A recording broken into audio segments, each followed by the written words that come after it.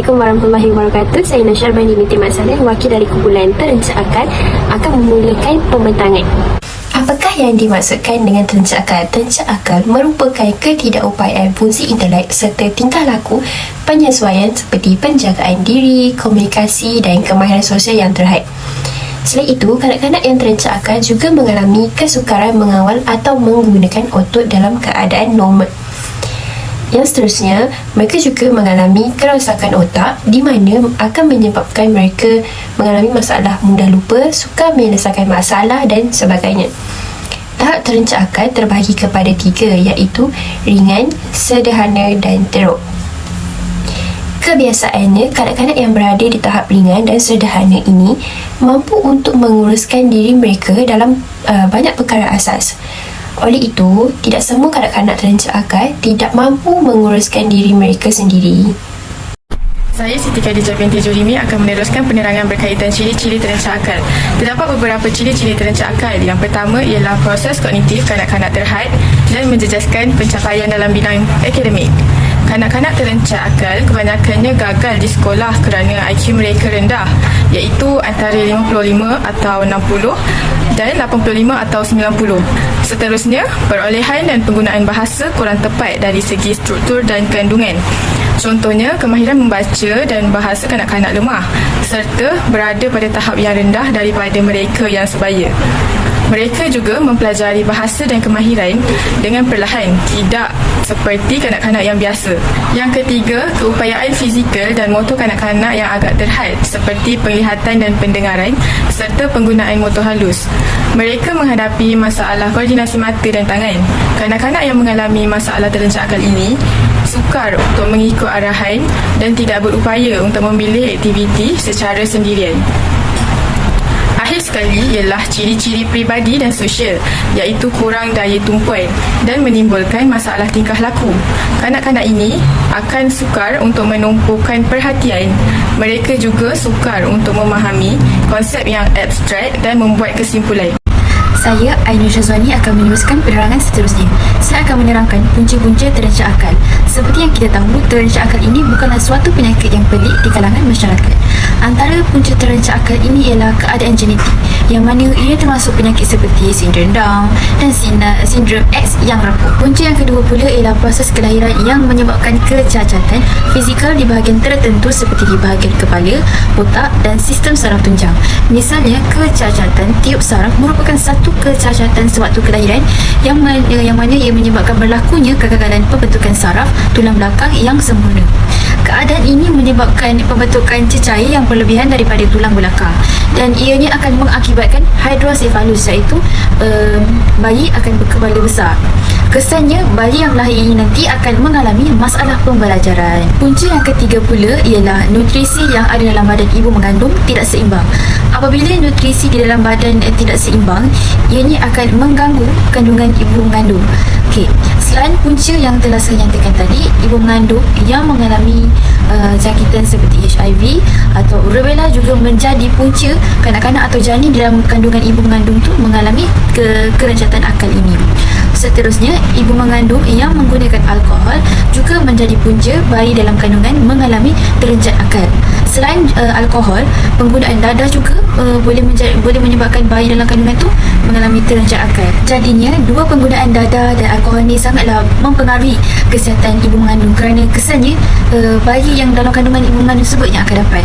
Punca terencat akal untuk yang seterusnya ialah ibu mengandung kekurangan oksigen dalam badan. Apabila ibu mengandung kekurangan oksigen di dalam badan, kesannya akan jadi kepada bayi ataupun janin dalam kandungan. Ianya serta-merta akan mengganggu pertumbuhan bayi tersebut. Punca yang terakhir pula ialah kelahiran pramatang. Kelahiran pramatang ni terjadi apabila bayi dilahirkan pada minggu yang ke-37, yang mana sepatutnya waktu matang untuk bayi lahir adalah pada minggu ke-37, antara 37 hingga 42 minggu macam tu. Keadaan ini berlaku adalah seperti punca yang telah saya nyatakan di atas, iaitu ibu mengandung mengambil alkohol, dadah, yang mana benda macam tu mempengaruhilah kesihatan ibu mengandung ini. Sekian, itu sahaja daripada saya. Sahabat saya akan meneruskan untuk penerangan seterusnya. Assalamualaikum, nama saya Nur Azilia binti Muhammad Amin. Di sini saya ingin memberitahu cara rawatan terencat akal. Terdapat beberapa rawatan yang berkemungkinan boleh merawat penyakit terencat akal dan juga ibu bapa perlu memahami bahawa kerencatan akal berlaku bukannya kerana israfan mereka, serta ibu bapa akan diberi keterangan mengenai punca kerencatan akal dan apakah yang harus dibuat untuk menjamin keselesaan hidup pesakit dan keluarga daripada pihak yang tertentu. Rawatan yang pertama adalah kita perlu menjamin pesakit dijaga di rumah keluarga dan bukannya di hospital ataupun rumah kebajikan, serta menjamin pesakit akan menerima bimbingan dan pengajaran untuk mengatasi masalah yang dihadapi, misalnya seseorang yang berkerencatan akal yang kurang serius tetapi mengalami masalah pendengaran patut diberi tunjuk ajar untuk membantu mereka bercakap, seperti mengambil rawatan terapi percakapan dan bahasa isyarat. Selain itu, sekiranya pesakit terencat akal juga mempunyai masalah pendengaran, ia juga memerlukan bantuan alat pendengaran sebagai rawatan. Seterusnya, kita perlu sentiasa memberi jaminan kepada pesakit dan memberi sokongan untuk belajar menggunakan alat-alat yang sedia ada untuk membantu mereka membuat kerja harian dan berfungsi seberapa normal pesakit boleh. Misalnya, pesakit tidak boleh berjalan, kita perlulah menyediakan kerusi roda untuk menguatkan kaki pesakit. Kesemua alat-alat ini boleh diperolehi daripada Jabatan Pemulihan Cara Kerja Occupational Therapy. Pesakit yang mengalami kerencatan akal yang teruk boleh juga dijaga di pusat-pusat seperti pusat spastik atau Wisma Harapan. Antara rawatan yang lain pula, ibu bapa perlu menggalakkan anak-anak mereka mencuba perkara yang baru dan menggalakkan mereka untuk melakukan sesuatu perkara dengan sendiri. Justru itu, ibu bapa juga sentiasa memberikan bimbingan apabila kanak-kanak yang mempunyai masalah terencat akal memerlukan bimbingan tersebut dan malas positif apabila mereka melakukan sesuatu yang baik atau mahir dalam perkara yang baru. Ibu bapa juga perlu memastikan anak-anak mereka terlibat dalam aktiviti berkumpulan seperti mengambil kelas seni atau menyertai persatuan pengakap yang dapat membantu kanak-kanak terencat akal membina kemahiran sosial mereka. Walau bagaimanapun, ibu bapa perlu sentiasa terlibat dengan cara berhubung dengan guru-guru dan anak-anak mereka, kerana dengan cara itu ibu bapa akan dapat mengikuti kemajuannya dan memperkukuh apa yang anak mereka belajar di sekolah melalui amalan di rumah.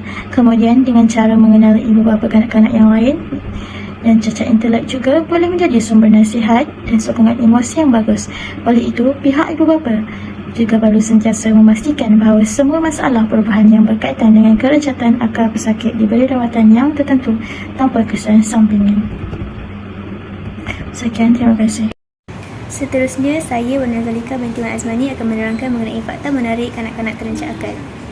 Bagaimana pesakit terencat akal didiagnosis? Bagi membuat diagnosis terencat akal, kanak-kanak mesti mempunyai kemahiran intelektual dan skil penyesuaian diri di bawah purata normal. Doktor akan melakukan penilaian yang terdiri daripada 3 bahagian. Yang pertama, temu bual dengan ibu bapa atau penjaga. Yang kedua, pemerhatian ke atas kanak-kanak. Dan yang ketiga ialah ujian piawai. Kanak-kanak akan diberikan ujian kecerdasan standard seperti ujian kecerdasan Stanford Binet. Ini akan membantu doktor menentukan IQ kanak-kanak. Doktor juga boleh mengendalikan ujian lain seperti Vinland Adaptive Behavior Skills. Ujian ini menilai tahap kemahiran hidup harian dan kemahiran sosial kanak-kanak berbanding dengan kanak-kanak lain dalam kumpulan umur yang sama.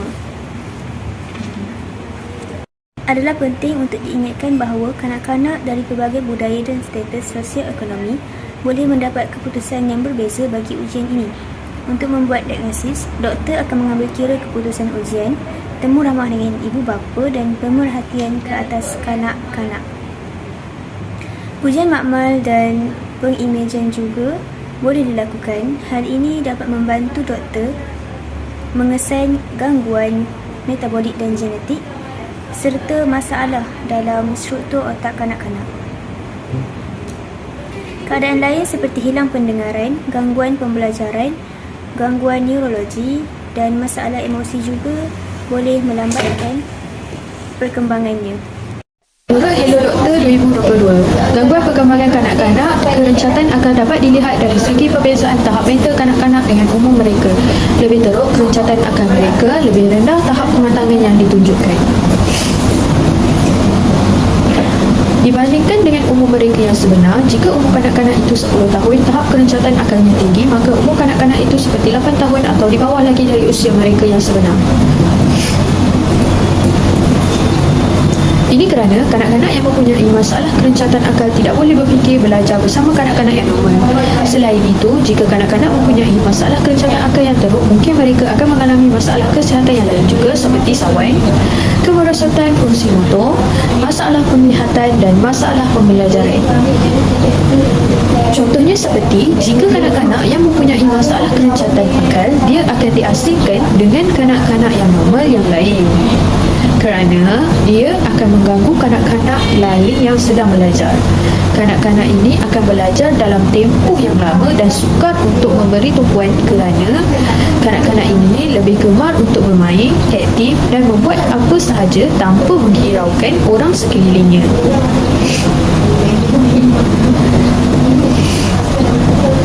Di samping itu, jika kanak-kanak yang mengalami simptom kerencatan akal seperti yang dinyatakan di atas, ibu bapa perlulah membawa berjumpa dengan doktor dan berunding untuk mengetahui masalah kanak-kanak itu. Untuk mengetahui punca masalah kerencatan akal, doktor akan membuat IQ test dan beberapa lagi cara lain untuk mengesan kanak-kanak itu mengalami masalah kerencatan akal. Ini kerana tubuh kanak-kanak bertindak dengan cara yang berbeza. Oleh itu, sebaiknya bawalah kanak-kanak itu berbincanglah dengan doktor tentang apa yang terbaik berdasarkan situasi kanak-kanak tersebut. Akhir sekali, perubahan gaya hidup yang positif juga akan membantu kanak-kanak yang kerencatan akal. Ini kerana perubahan gaya hidup juga adalah salah satu cara rawatan untuk kanak-kanak yang mengalami kerencatan akal.